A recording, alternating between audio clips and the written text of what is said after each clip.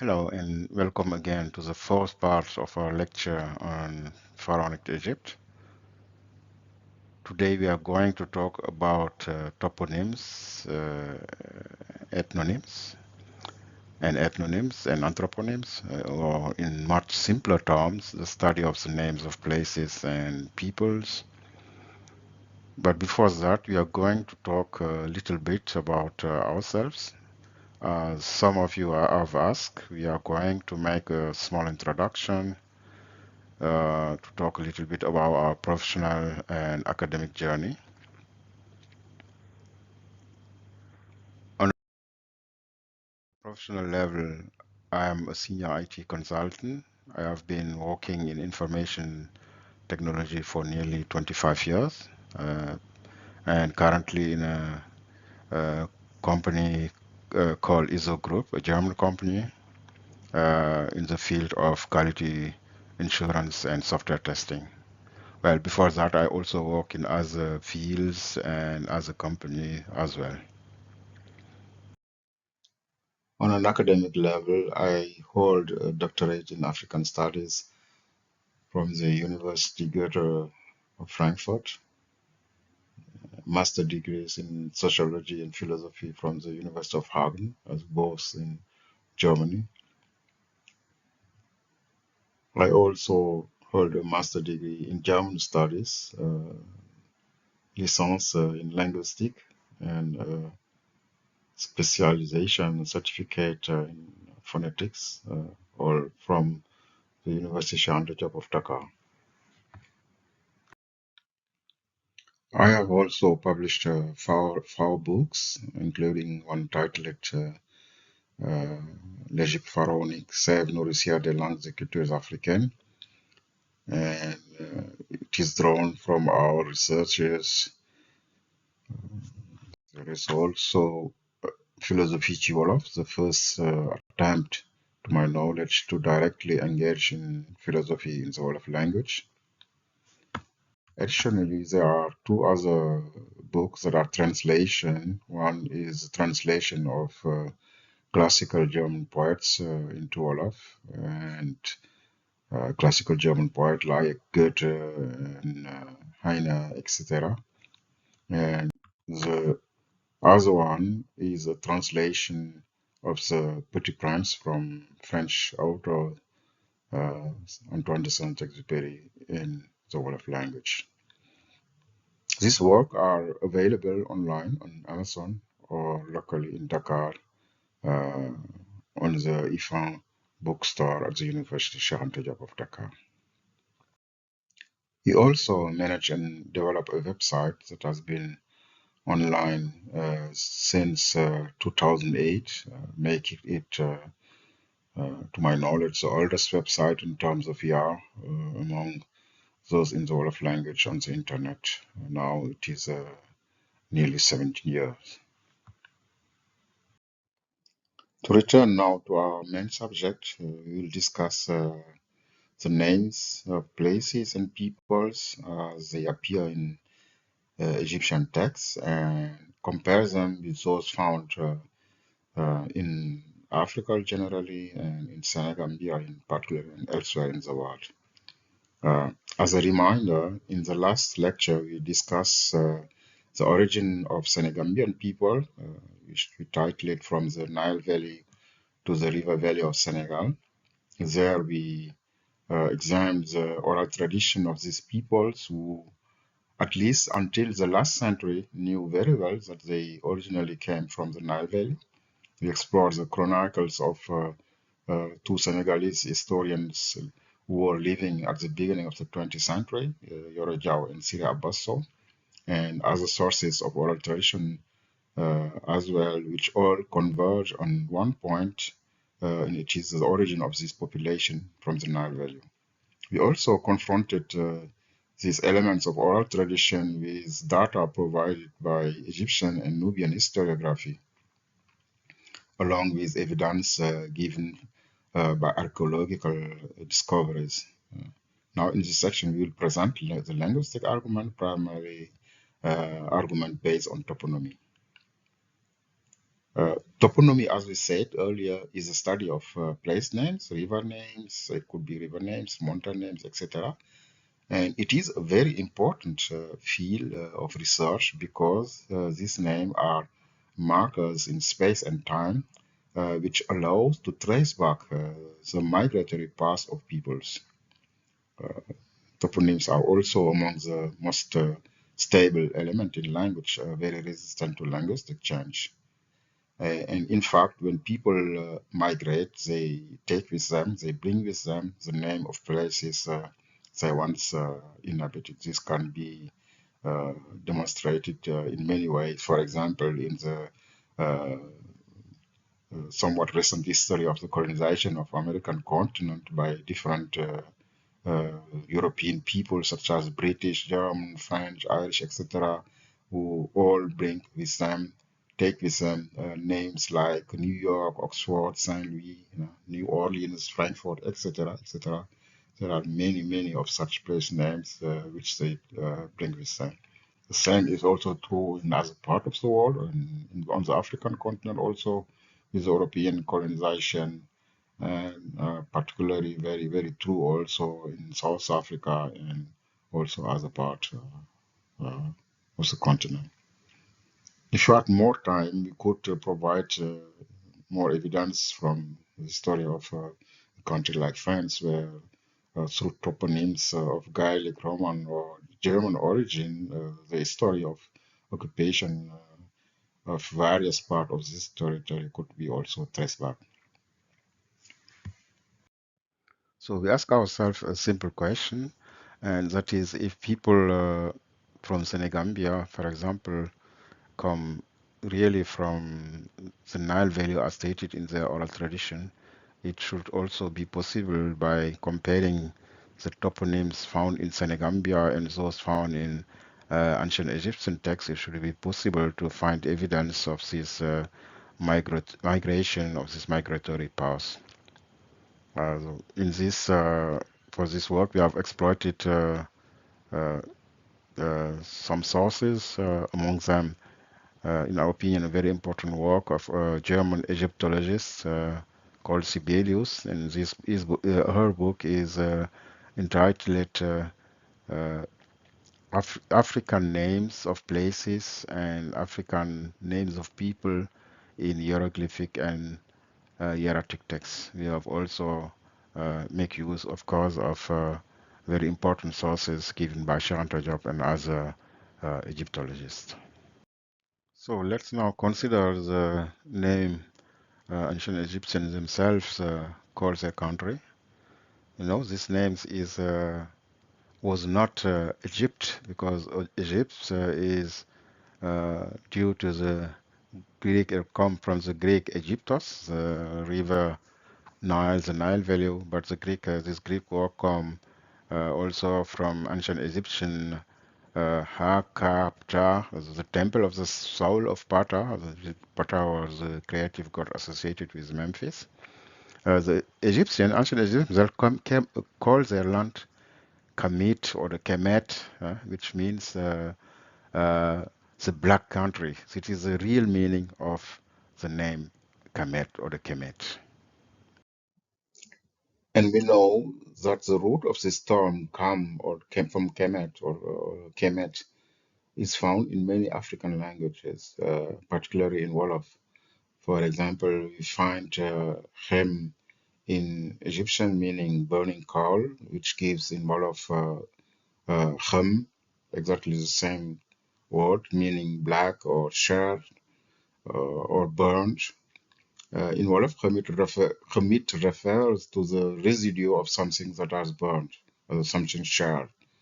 You also find Kemet or Chemi in Coptic language, which is exactly the same term. In Pula, for example, in the Pearl of Futajalo, we find also Kembo, meaning coal. As adjective, in fact, related to blackness are also found in Wolof. They are the same in Wolof and in Egyptian. We find in uh, Japit, which means in Egyptian black pigment. In Wolof, we have Jap. Jap refers to something that has charred, that has burned, like food that has burned. Thus, Japit refers to the residue of something charred or the pigment, the black pigment. In Egyptians, the word for black or hemi and uh, the plural of this term is kemtu, designating uh, the blacks or the Egyptians. In fact, it is from this word kam or kemi, uh, which the word ham or ham for the mythical ancestor of black people in the Bible is derived. And it is, that this uh, it was used across centuries justifying the enslavement of black people in America. This is the famous curse of Ham. We know that in the Bible, the son of Noah are Sem. Sem is the ancestor of the Semite people. Ham, deriving from Kemit or Kam, is the ancestor of black people, and Japhet.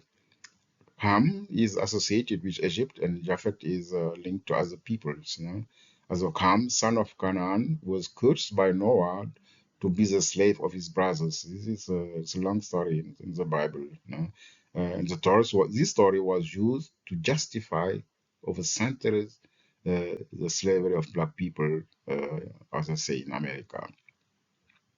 Uh, the other sons of of Cam are Canaan, Put, or Punt, Cush, Cush, as a black country, and Misraim, which come to mean Egypt as or Misra in Arabic.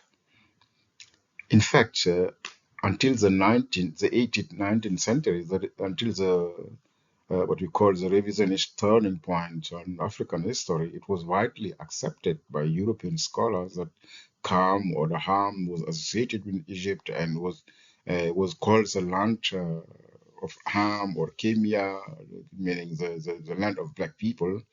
This was universally recognized and no one doubted until this revisionist turn, as people of European found out that in fact human civilization or European civilization is based on discoveries made by African people, by ancient Egyptian in all uh, possible fields. We will come back on this later.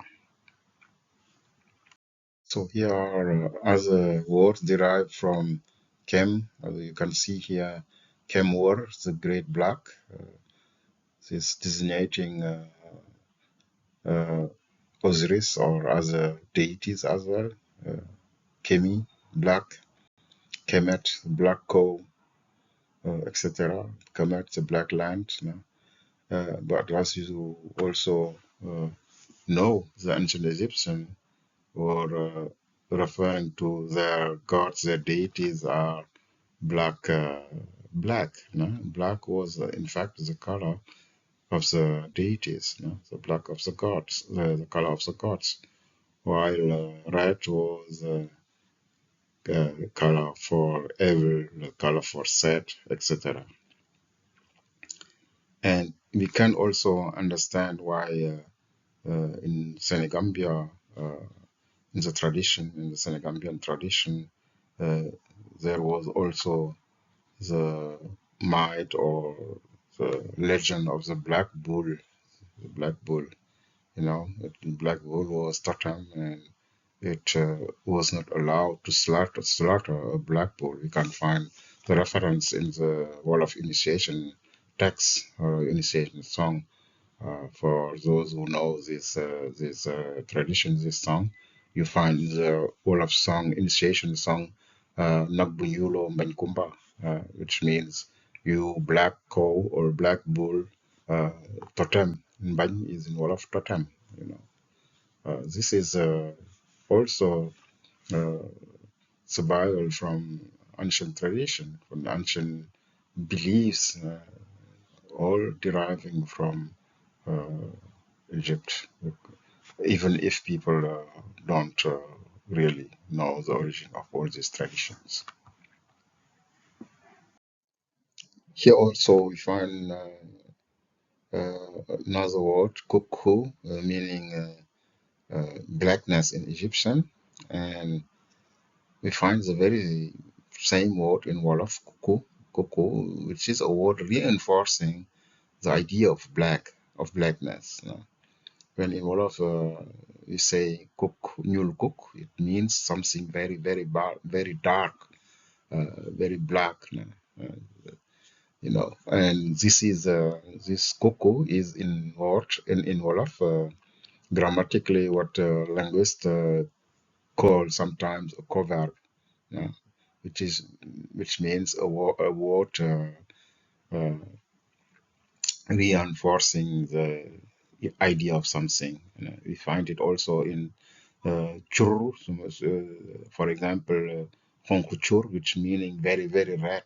And this chur is also, as we have previously shown in another module, also found in Egyptian. In Egyptian, chur meaning red.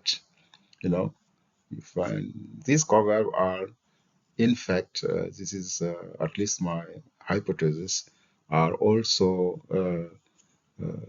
archaism in Wolof, and all these covers are derived from ancient Egyptian. And last but not least, we find actually the same toponym Kam from Kemet. We find it in present Senegal, in Dakar, the capital of Senegal. There is a district called Wakam, and Wakam means in Wolof actually the people of Kam. It is a composed word in Wolof. Wa, the people of, and Kam, the people of Kam. Wakam is a traditional Lebu village of Dakar. And the Lebu we know also was originally in the river valley of Senegal. And there's also another toponym, Kam. It was a name of a stream in the right bank of the river of Senegal, which belongs today to Mauritania. And it was in this stream that Wolof kings from the kingdom of Walo, when they were crowned, where they take their first baths. It was a sacred bath, and this stream was called Kam. We find it in the historical sources. You see, and the first capital of this kingdom of Walo, the Wolof kingdom of Walo in northern Senegal, were also Diourbel before changing to Nder. It was also in the right river bank of Senegal, and we find also this Diourbel actually in central Senegal, in another city of Senegal, which is Diourbel. You see, as we stated earlier, that the people by migrating take with them the name of the place from where they come from. It's also here can be shown. This toponym show trace, as we said, the trace from the migration of the people from the uh, Nile Valley, and we will give additional evidences will show in the other module because we don't want to stretch it too much out. In the other coming model, we show many other example of these toponyms.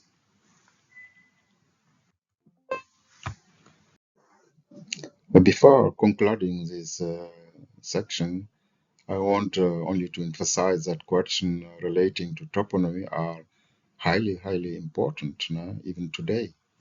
For example, we have seen that President Donald Trump issued recently, or it was one of the first decree issued, renaming the Gulf of Mexico to the Gulf of America, uh, which was naturally rejected by Mexico. But this reflects ongoing hegemonic claims now from the United States. Now, similarly, we know that also there are governmental organization in countries like Canada and France that specifically dedicated to uh, questions relating to toponyms. And also, naming places is a symbolic act of great importance. in this world well understood in ancient African cultures. We will discuss it in the further section when we will explore the mysticism of names in African culture and particularly in ancient Egyptian culture. So we will stop here first, and in order not to stretch it too much in time, and we'll continue the discussion in the second part of this lecture. So thank you and see you soon.